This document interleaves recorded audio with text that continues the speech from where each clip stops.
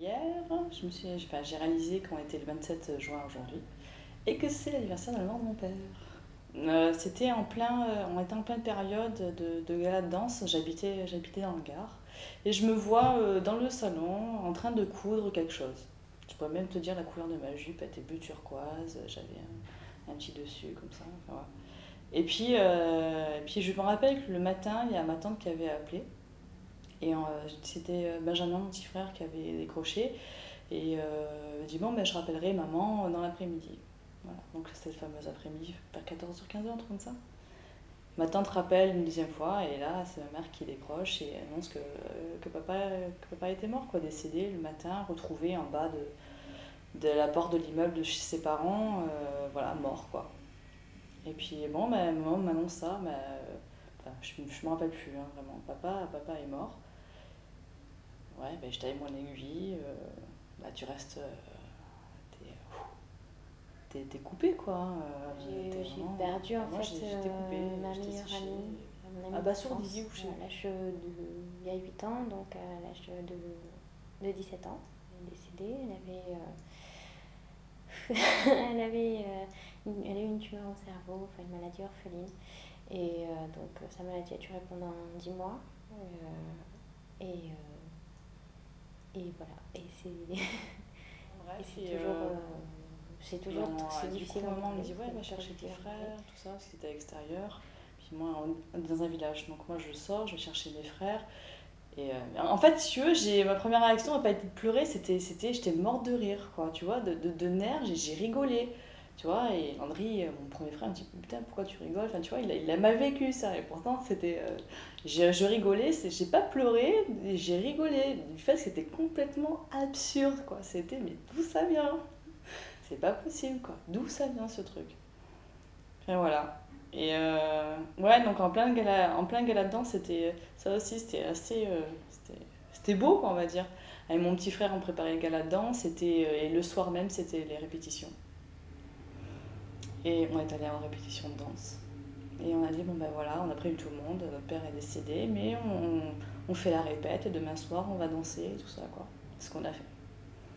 Donc on continue, la vie continue, voilà. Puis la semaine d'après, on Celui a qui me marque le plus, c'est Polo, mon chat roux. On est restés ensemble 3 ou 4 ans. Ou je sais plus. J'ai plus vraiment la notion du temps. Alors j'avais entre 12 et... Ah oui, je l'ai eu tout petit, c'était le chat des Vosges, hein, Polo. Je l'avais récupéré chez la sœur de ma grand-mère. Donc j'avais 12 ans jusqu'à 14 ans, plus ou moins. Et je revenais du collège, et dans le village, en marchant, en fait, dans une petite ruelle, je tombe, au loin, je vois un chat allongé. Et je reconnais plus ou moins un chat roux, et je me dis, c'est Polo, qui dort. Et finalement, plus je m'approchais, et en fait, il avait du sang et la langue qui était sortie. Et là, d'abord, c'est choquant, c'est vraiment parce que je l'aimais beaucoup. C'est mon chat. Et ouais, une grande peine, et j'ai voulu le récupérer, il était tout raide. En fait, des êtres humains, j'ai jamais vu de mort dans ma vie. Mais j'ai retrouvé les chats, quand, quand on les porte, ils restent figés et raides comme s'ils étaient des sculptures empaillées, là. Mais c'est un peu pareil, hein. Sauf que là, il avait encore le sang qui était pas réellement figé, donc il y a cette matière vivante. Et, Ça s'est alors, passé. mes parents, ils étaient partis en Égypte, c'est en avril un voyage, et ma mère était revenue 2002. avec des foulards égyptiens. Euh, Et lui, j'avais pris soin donc voilà, c'était de bien l'envelopper. Lisa. C'était très beau. Lisa, son prénom. Pour ensuite aller le mettre Et donc, tranquillement. Voilà, jeune ado, toute fraîche, toute belle, rayonnante, pleine d'énergie. Et qui qui en fait a commencé à avoir des petits problèmes. Elle commençait un petit peu à boiter, elle, elle arrivait plus très bien à écrire, elle perdait un petit peu au niveau, enfin, un peu de sensibilité. Donc elle est allée, donc là, enfin, à ce moment-là de sa vie, on faisait enfin de notre vie, on faisait de la danse ensemble et elle arrivait plus très bien à suivre les cours et tout. Et je lui disais, va chez un médecin, c'est pas normal. Et elle a un petit peu résisté, puis au bout d'un moment, il est allé. Et donc, ce qu'elle pensait être, oui, peut-être un nerf qui était coincé, quelque chose comme ça. En fait, donc elle a fait des examens, et je sais vraiment plus très bien à quel moment. En tout cas, on lui a dit, c'est c'est une tumeur bénigne. On se connaissait depuis plus de 11 ans, Vous on vivait inquiétez ensemble pas. et on a décidé d'avoir un enfant. Puis en fait, Et, c'était plus une tumeur bénigne. et Titien est né le 29 janvier 99. Il a aujourd'hui 14 ans. Je suis pas médecin. Et, donc, le lendemain de l'accouchement de Claire, elle a perdu de Titien, ça me stresse de trop Claire voir. a une tumeur qu'il a fallu opérer immédiatement de toute urgence et qui l'a privée des membres inférieurs. Voilà, donc pendant les soins qu'on lui a apportés lui ont permis de vivre, d'exister à la maison, intercalé par des soins en hôpitaux pendant presque 2 ans, où on a vécu tous les trois, Titien, Claire et moi, dans une maison. Et c'était des moments très très doux, très très forts, où Titien, qui était un tout petit bébé, je le menais sur le lit de Claire qui ne pouvait plus se lever. Et il avait une attention toute particulière avec elle. C'était vraiment très beau, quoi. Le mariage, c'est de coutume où c'est, tu dis, bon, et mon frère se marie, ben ouais, il y a les parents. Et non, il n'y en a qu'un, tu vois. Et papa est pas là. Et pour se raconter le truc, c'est que quand papa est mort, Benjamin, Landry, mon premier frère, a hérité de la chevalière de mon père. Il l'a perdu un jour au basket, etc. Il l'a écrasé. Il fait, ah non, mais il l'a retrouvée. Ah non, plus jamais je la porte. Si je la perds, mais il s'en est voulu, mais comme voilà. Donc du coup, il l'a donné, c'est à Benjamin qui a les plus grands doigts, et donc c'est Benjamin, mon deuxième frère, qui a eu la chevalière de papa. Et puis là, pour le mariage de Landry, eh ben, Benjamin a fait redorer la chevalière de notre père, et il a offert à Landry en disant, ben voilà, comme ça papa il sera avec nous, avec toi pour le mariage et tout ça, quoi. Et ben bizarrement, ça a été une renaissance pour moi. Alors après, comment l'expliquer ? Ça m'a fait mal, ça m'a fait très mal, ça me fait toujours mal d'ailleurs. Mais c'est... en fait, avec le recul, j'analyse que c'est plus l'attachement qui me fait mal. Enfin, cet attachement qu'on a aux personnes. Et lui, j'étais très attachée, forcément, je m'entendais très bien avec lui. Mais maintenant, je n'en suis plus affectée. En fait, je le sens toujours auprès de moi. Enfin, il est mort physiquement, mais il n'est pas... Je sais pas comment dire, en fait. Il est toujours présent. Je sens toujours sa présence. Je me souviens de la dernière promenade qu'on a faite ensemble, tous les deux, on était dans les Alpes. On a marché dans un bois, un sous-bois. Elle n'a pas été longue, c'est une promenade, on a marché peut-être 15 mètres, mais alors c'était les plus beaux 15 mètres que j'ai pu faire dans ma vie, ça. Et c'était voilà, c'était un moment de vie, voilà, une mémoire où elle était là. Mais j'en ai d'autres aussi, des moments très très forts avec Claire. Aussi, je me souviens d'un enterrement que j'avais fait pour... là, j'étais bien petite, à l'âge de 7 ans. J'avais trouvé un écureuil dans les bois, à la garrigue. Et j'étais seule, je marchais. Et je tombe sur l'écureuil, il y avait beaucoup de fourmis et une moisissure qui commençait là. Ça, quand on sent la chair en fait qui se métamorphose, les autres animaux qui viennent pour se nourrir. Voilà, c'est aussi ce cycle qui continue avec la mort. Les vers, ah ouais, il y avait des vers, des vers blancs qui venaient là. Et cet écureuil, donc je l'avais pris et j'avais creusé un trou. C'était beau parce que c'était ombragé sous les arbres. La terre, elle était bien...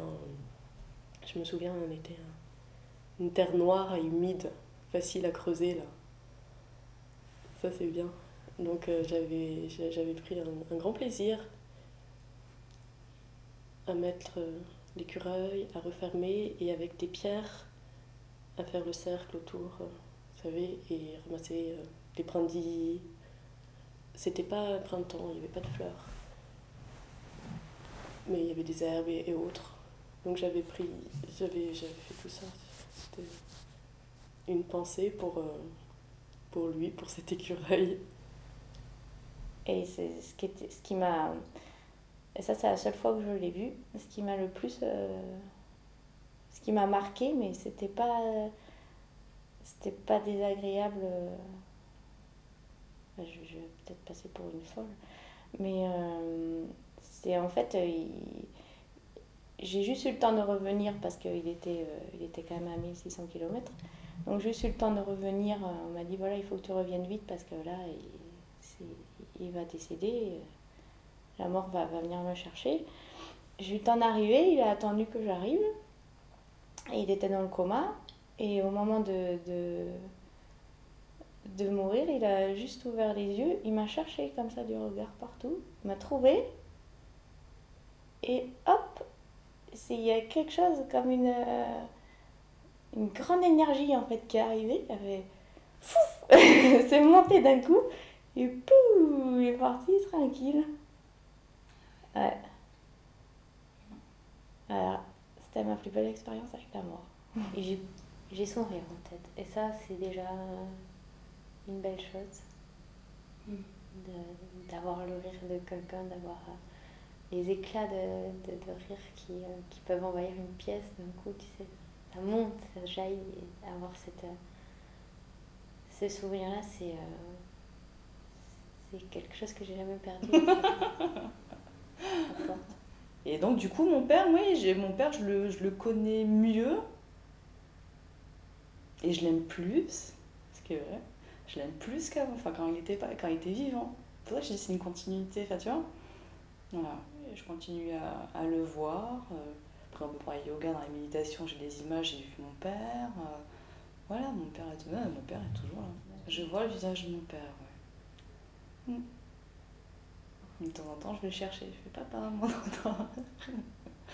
Donc, quand ça va pas, quand je suis un peu triste, etc., c'est vrai qu'à ce niveau-là, je suis dans mon lit et puis je demande à papa, viens m'aider. Tu vois, c'est con, hein, comme une prière, quoi. Papa, aide-moi pour, tu vois, tout ça. Ouais, c'est Dieu que j'appelle. C'est pas ma mère, c'est mon père. Et je le sens toujours auprès de moi. Et ce qui est rigolo, c'est que des fois, la nuit, enfin ça m'arrive très rarement, mais ça m'est arrivé quelques fois, où justement ces derniers temps, où il vient dans mes rêves. Ouais. Mais il n'a pas de visage, enfin, c'est un peu bizarre. Je le vois pas, mais je sais que c'est lui. Enfin, et en fait, il me fait avancer dans ma vie. C'est bizarre. Et ben en fait, dans mes rêves, il m'indique des chemins, mais qui se passent dans la vie à côté. Et là, il y a 2 nuits, il est venu me réveiller. Faut te réveiller. Alors je me suis dit que c'était peut-être qu'il fallait que je me réveille aussi dans ma vie. Et hop, il se passe des choses. C'est marrant. Il y a eu cette séparation de corps avec Claire, où elle est décédée, où elle a été mise en terre. Et puis j'ai réhabité le lieu, j'ai réaménagé le lieu où on vit, où je vis toujours avec mon fils. Ma vie a continué aussi. Et il y a pas d'oubli, il n'y a pas de... Avec le temps, comme dit une chanson, non, je ne crois pas qu'on oublie, mais j'ai donné une place réelle à Claire. qui existe et qui est là, un peu comme si c'était un espace qui est précieux, ça c'est sûr, euh, et dans lequel, quelle que soit son existence dans le temps, pour moi, ben, ce souvenir, cette mémoire, elle est présente, mais elle ne m'envahit pas, et ça je crois que c'est vachement important parce que euh, je n'y vais pas n'importe quand, je n'y vais pas souvent. Ça prend beaucoup de temps, ça prend une vie peut-être. Oui, ça prend une vie. Évidemment, elle avait aussi une respiration très encombrée. Enfin, bon, je ne vais pas le faire. Et il y avait un magnétiseur qui était venu un après-midi, je me souviens, et il avait réussi à l'apaiser. Et, elle avait retrouvé un souffle calme. Ça allait, ça venait. Ça faisait du bien de l'entendre respirer comme ça et pas tout encombré. Donc oui, elle a beaucoup souffert et je trouve qu'elle n'a pas tant exprimé. Elle a très peu exprimé de choses pendant sa maladie. C'est là où c'est très. Je peux. Puisque je l'ai vu, je l'ai regardé dormir, donc je peux pas dire qu'elle dormait. Quand elle dort, elle n'est pas comme ça. Enfin, elle n'était pas comme ça. Donc oui, c'était elle, forcément. C'était ses cheveux, c'était ses mains, c'était son visage. Oui, oui et non. Bah, il manquait sa vie. Il manquait. C'est ça, il manquait. Il manquait ce qui la faisait vivre hein, complètement, quoi. Les traits, du coup, sont plus pareils. T'as plus d'expression. T'as soit ta dernière expression, soit l'expression que les messieurs des pompes funèbres ont bien voulu mettre sur le visage. Mais d'elle, il n'y a rien. Elle a bien ses vêtements, elle a bien, mais à part ça, il n'y a plus. Enfin, c'est pas ça, quoi. C'est vraiment pas ça. Même ma tante l'a parfumée avec son parfum habituel. Même ça, il sentait pas pareil. J'ai reconnu le parfum, mais... Et voilà, elle était étendue. Et ils avaient mis aussi... elle avait habillé avec un pendentif autour du cou. Donc, il y avait... en fait, ils s'étaient trompés de pendentif. On avait demandé qu'ils mettent le nôtre et ils l'ont pas reconnu, ils ont mis un autre. Donc, du coup, avec mon autre ami, on s'est dit, on va le rajouter, on va le changer, on va le rajouter. Et donc, du coup, il y a le moment où, voilà, où je soulève sa nuque et elle est morte. Et c'était très bizarre ce geste. Elle était froide, les mains comme ça. Elle ne pouvait plus retrouver la... Enfin voilà quoi. Le corps s'était figé comme ça quoi. Et voilà, comme si c'était la dernière connerie qu'on était en train de faire quoi. Enfin voilà quoi, se dire bon c'est pas grave. Je sais pas, j'ai bien aimé cette image même si c'était un moment douloureux. Un dernier moment de complicité. Quand c'est beau comme ça, tu peux pas être triste. Non, tu peux pas. C'est pas possible. Non, il est avec moi. Voilà, il est avec moi. Enfin, il est avec nous, on va dire. Ah oui, non, ça... Oui, la mort, ça continue de la vie. Tu peux pas distinguer les deux, c'est pas possible. C'est impossible. Et je ressens des fourmillements, l'impression d'avoir tout le corps en coton et d'avoir une impression comme si mon corps s'enfonçait si je suis sur un matelas ou sur un tapis ou sur le sol directement, et en même temps paradoxalement comme s'il y avait une partie, c'est faux ce que je dis, mais il y a une partie de moi qui s'enfonce et une autre partie qui s'élève. Et moi, en fait, c'est ça où le truc, c'est qu'on dit, pour vulgariser, on a l'impression après d'aller se balader, mais on va se balader, mais on reste quand même présent dans le corps. C'est-à-dire qu'on a quand même des sensations au niveau du corps. Et on ressent et on entend quand même les choses qui se passent autour, tout en percevant d'autres choses. Au début, j'avais tendance à me focaliser sur le fait d'aller me balader, sur ce que je faisais. Et en fait, je me suis aperçu qu'en fait, non, je ressens quand même ce qui se passe dans le corps. Je ressens quand même... même il y a une personne qui m'avait marché sur le pied. Il m'avait marché sur le pied pendant que j'étais dans la relaxation comme ça. Je l'avais senti. Alors que j'étais quand même en train de faire je sais plus quoi d'ailleurs. Mais bon, c'est vraiment une unité. C'est Je me une rappelle globalité. toujours sur son fauteuil, ça s'est bougé, tu fermais les yeux et tu avais l'impression qu'il était complètement transporté et on faisait toujours attention à marcher doucement pour vraiment pas le déranger, quoi. C'était un de ces moments, voilà, c'était pour lui. L'oubli n'existe pas, on n'oublie rien. Il y a eu des chansons, hein, mais on n'oublie rien, mais on oublie. Non, on n'oublie rien de la vie, non. C'est cet espace si je devais faire je prends mes mains pour faire un geste, c'est vraiment un objet qui serait là ou un état qui est là, c'est clair. Je sais qu'elle a sa place et elle ne m'envahit plus, elle a sa présence que voilà, mais qui n'existe pas, quoi, qui n'est pas je n'ai pas de croyance là-dessus, ni d'espérance là-dessus, en quoi que ce soit. Mais Claire, voilà, c'est là où je dis que c'est une confiance euh, comment dire, que cette mémoire, elle ne réactive pas la personne, elle ne la remet pas en vie, elle n'est pas triste, justement. Voilà, c'est là où l'espérance, elle existe. Je me suis aussi occupée d'elle, accompagnée physiquement, voilà, donner à manger, les médicaments, habiller, coiffer, laver, ce genre de choses. Et cette dégradation progressive du corps, c'est... Enfin, alors qu'on est à un âge à 16 ans, on est censé être... voilà, commencer à s'ouvrir, à s'épanouir, à vivre, quoi. Et ce contraste m'a énormément marqué. Ce corps qui s'éteint, qui perd en température, qui flétrit, qui se déforme. Et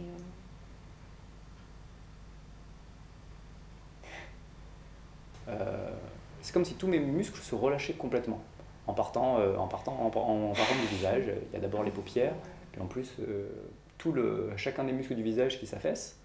Un peu, alors c'est marrant parce que ça rejoint la pratique du yoga quand on essaie justement de décontracter, soit le visage, soit tout ça, sauf que ça se décontracte complètement là, et là je tombe, c'est-à-dire qu'au fur et à mesure, il y a tout mon corps qui se décontracte, puis je sens mes jambes qui flageolent, et si je ne suis pas assis, c'est là où avant ça pouvait risquer de me faire me casser la figure.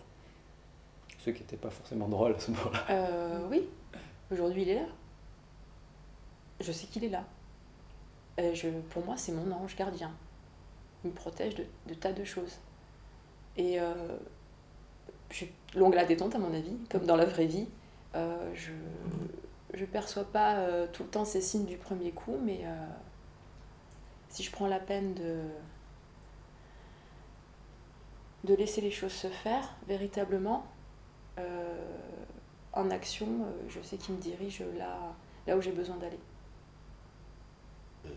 Et je pense que pendant ces presque 2 ans où on a vécu ensemble, avec Titien et moi, où elle était donc alitée, elle m'a permis à moi, à Titien, à sa famille, à nos proches,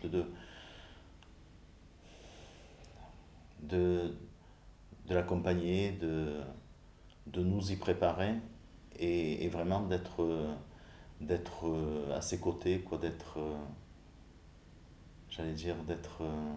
conscient que la vie s'achève par la mort, ce qu'on appelle la mort, mais ce qu'elle nous a apporté beaucoup, à moi, à Titien, et à ceux qui ont été prêts à l'entendre aussi, euh, que l'amour est plus grand que la mort, et que ça, c'est intemporel. Il y a pas de finitude dans dans ce ressenti, dans cette, euh,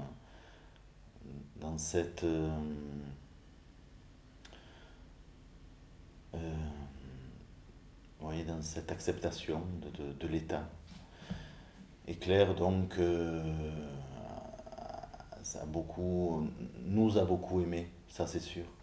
Elle a accepté son rôle de maman, de mère, amoindrie, mais très présente par l'amour qu'elle a donné à Titien. On est remonté en Belgique après la crémation, elle est allée dans son appartement. Enfin, ma tante et ma mère étaient allées dans son appartement et elles ont trouvé une lettre. Et bon, bah, tu dis, bah, c'est une chérie, enfin une amante de mon père, en fait, pas du tout, c'était pour moi. C'est une lettre que pour moi. Tu vois, c'est un brouillon, je l'ai toujours. Hein. C'est un brouillon et tout ça, il est marqué ma petite chérie, et commencé, je sais que j'arrive pas à te parler, etc. Mais tu es mon amour. Enfin voilà, c'était vraiment que pour moi, quoi. Ah, cette lettre, je la garde. Là, quand je les ai vus comme ça, j'ai plutôt eu l'impression, une sorte de message en me disant maintenant on va bien. Vraiment. Parce que je les sentais mais complètement apaisés. J'ai ressenti son manque là uniquement quand j'ai passé mon concours cette année et que j'ai eu les résultats et j'ai eu envie de l'appeler. Et c'est la première fois que ça m'arrivait. Donc c'est bien.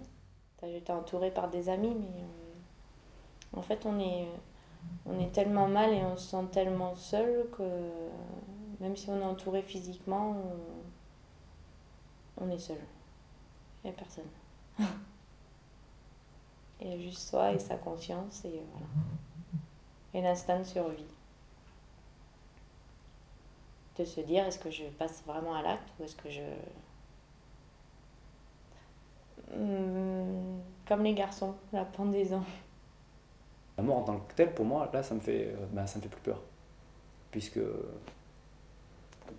voilà, il y a ce vide que j'ai appris à accepter comme étant plein. Ça paraît contradictoire, je sais bien, quand on s'est pas habitué à ces notions-là, mais c'est vrai. C'est comme, pour en revenir à la narcolepsie, c'est comme pour moi, voilà, tomber en baisse de tension, en attaque de cataplexie, être complètement absent physiquement, mais présent quand même. Vide, mais plein quand même, puisque conscient de tout ce qui se passe. J'aime beaucoup les œuvres d'art, et les sculptures, la peinture, tout ça. Donc tout ça, c'est des traces. Hein. J'ai laissé des traces de ce qu'on a ressenti, les mettre en images, en mots ou autres. Tout ça, c'est une réflexion qui peut peut-être aider un jour les autres. Si on a cette... mais bon, ça c'est encore un autre sujet, il faut le travailler. Donc c'est pas dit, j'en suis pas là du tout. Donc oui, j'ai pensé, quand on fait de la sculpture ou autre, on est dans ça. Hein. Laisser quelque chose derrière soi, c'est la création. Hein. Et les enfants et tout ça, ça aussi, ça fait partie de la création et c'est en nous. Hein. Je pense que l'être humain veut pas perdre ce qu'il est. Mais bon, dans le fond, je crois qu'il faut se détacher de tout ça. Hein. Peu importe ce qu'on laisse ou pas. Qu'est-ce qui est important ? D'être là et de sentir vraiment l'instant et le présent et d'être uni à tout ce qui est autour de nous. Et c'est en ça peut-être que la mort finalement c'est être dans tout ce tout quoi. Et toujours être dans ce présent, sans qu'il y ait le temps sans le temps ni l'espace. Donc ils sont complémentaires. C'est comme le yin et le yang.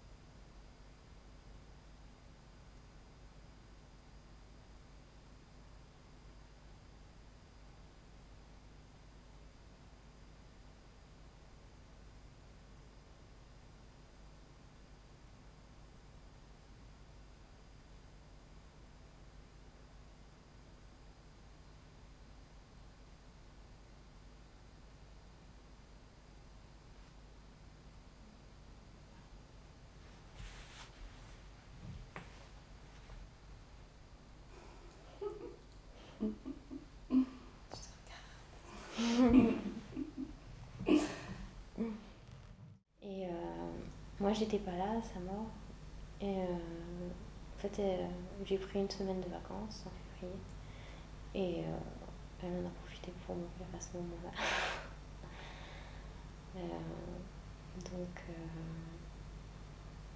Donc ça allait de moins en moins bien. On n'arrivait presque plus à communiquer. Une des dernières fois où je suis allée la voir, je me souviens, je lui ai donné de l'eau et je savais pas si elle avait encore soif ou elle voulait que j'arrête. Et ça, c'était un grand moment de solitude. De pas arriver à savoir par le regard ou par ne pas savoir si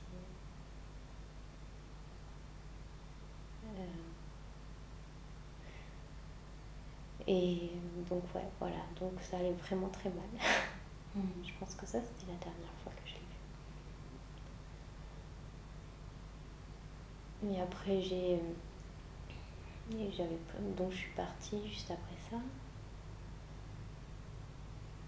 On avait un petit rituel et quand je partais, je lui disais je t'aime comme ça veut dire que ça fait le tour et ça revient voilà, 360 degrés. Donc c'est la dernière fois que je l'ai vu en vie. Là, il est mort de ce qui est un peu le mal du siècle, un cancer des poumons. Donc je ne vais pas dire que c'est banal, mais il y a beaucoup de gens qui meurent de ça, donc voilà. Donc ce qu'il y a, c'est que j'ai suivi, ça a été assez vite. On a su qu'il était malade au mois de mai, il est décédé au mois de janvier. Donc ça a été relativement vite. Donc on a suivi la déchéance, forcément, la perte de poids, le traitement assez fort, la kiné respiratoire, enfin tout ce qui est... Enfin, des moments très difficiles où on joue les infirmières, enfin voilà, je ne vais pas rentrer dans les détails, mais c'est dur. C'est dur et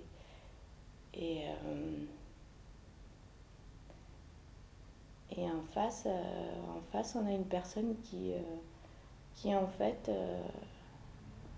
dit ne pas penser qu'elle va mourir alors qu'elle se voit se dégrader.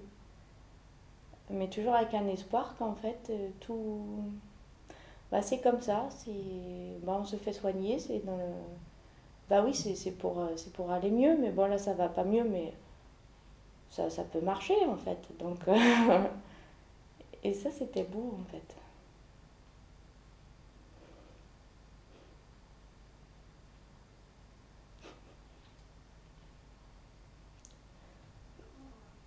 Bah, il y avait un espoir en fait. Je dis que les sanglots, c'est des preuves d'amour encore plus fortes, quoi. C'est pas de la tristesse. Quand on perd quelqu'un, elles ne sont pas les preuves de la tristesse, mais elles sont déjà les marques de l'amour qu'on va devoir faire exister encore et encore sans la personne. Donc chaque amour est unique. Quand on est deux, le lien amoureux est unique. C'est la vie, c'est comme ça. Et que quand la personne n'y est plus, l'amour perdure dans le temps. Et que là, on peut lui donner quelquefois des clins d'œil. C'est pour ça que je dis que je fais quelquefois des petits clins d'œil à Claire. Mais c'est du bonheur, c'est de la joie, l'amour, c'est pas de la tristesse. Ah ouais, à sa façon, à sa façon. Alors j'ai quelquefois, alors plus ou moins, il y a eu des périodes que je mettais ça sur le compte de Claire. Ouais. Soit des frissons, des rêves, d'un coup, une pensée qui vient, une image. Donc moi, à chaque fois, je dis clin d'œil parce que quand on fait justement le clin d'œil, c'est la façon dont j'ai rencontré Claire en lui faisant un clin d'œil. Et donc ça a été... à chaque fois, c'est une retrouvaille. Voilà, voilà, une retrouvaille dans l'amour, une retrouvaille dans des moments forts, quoi, dans des moments de vie. Quoi, et ça c'est vraiment précieux. Je crois qu'il ne faut pas y passer à côté. Mon deuil est complètement différent. Je pleure l'absence, c'est vrai, mais à la fois je sais aussi qu'elle est là, donc c'est moins douloureux. Et c'est vrai que j'ai l'impression que ça se rapproche de cette sensation, donc justement cette absence de tout, mais en même temps cette présence. C'est-à-dire que justement quand j'ai ces attaques de cataplexie, j'ai l'impression que j'ai plus de sens, mais il y a quand même une présence et une conscience de plein de choses, parce que je suis conscient d'à peu près tout. C'est ce qui est marrant de tout ce qui se passe autour. Ouais, je te dis comme une chape, comme un couperet, t'es fou. Une chape de plomb, t'es fou. T'accuses, mais tu sais pas comment. Ça, encore ma tante qui avait le cancer, bon bah oui, tu sens que, tu vois, elle va mourir. Mon grand-père a un anévrisme qui s'était fait opérer, t'étais dans la tête, t'es psychologiquement, on va dire, préparé. Et ce que là, c'est du jour au lendemain, dans la seconde qui suit, il n'y a plus personne. Et là, c'est assez... Ouais, c'est assez chaud, quoi. Mais vraiment, ouais, une chape de plomb qui te tombe, ouais, qui te tombe dessus, quoi. Ou effectivement, dans la tête, je dis, moi, j'ai rigolé, mais je pourrais plus te dire vraiment ce dont je pense, ce que je pensais. Tu vois, t'as vraiment, ouais, pas un trou noir, mais t'es pas là. T'accuses le coup, mais tu sais pas comment. Enfin, et après, tu continues, enfin voilà. Il y a le gala, la répétition, ben ouais, on y va, tu vois, tu reprends le cours de ta vie. Mais t'as un moment où t'as une vraie... ouais, on dirait une bulle, quoi. Tu vois, voilà, il y a pas de temps, il n'y a pas d'espace, tu vois, t'as pas de cerveau. Moi, j'ai vraiment noir, quoi. C'est noir. Et après, tu reviens, tu réalises, etc. Et puis après, tu peux te mettre à pleurer ou pas. Voilà. Et après, tu continues. Si on part du principe qu'il y a une unité entre tout et rien, ce que l'on nomme tout et rien, ce que l'être humain nomme tout et rien, s'il y a une unité au départ, il ne peut pas y avoir de tout et de rien déjà. Donc à partir du moment où on sait ça, tout ce qu'on va dire, ça va m'apparaître en tout cas idiot, dans le sens où même quand je le dis, c'est pour ça que même ce que je lis une fois déjà pour regarder des personnes qui expliquent leur voyage, enfin ce qu'ils appellent leur voyage dans leur corps astral, leur corps éthérique qui part se balader. Voilà, enfin pour moi, ils ont perçu des choses, mais ils ont pas compris l'essentiel. C'est-à-dire que l'essentiel, c'est ça. C'est cette absence-présence, ce vide de tout, cette chose-là qui fait que, de toute façon, si on arrive à la saisir, il n'y a même plus besoin de parler.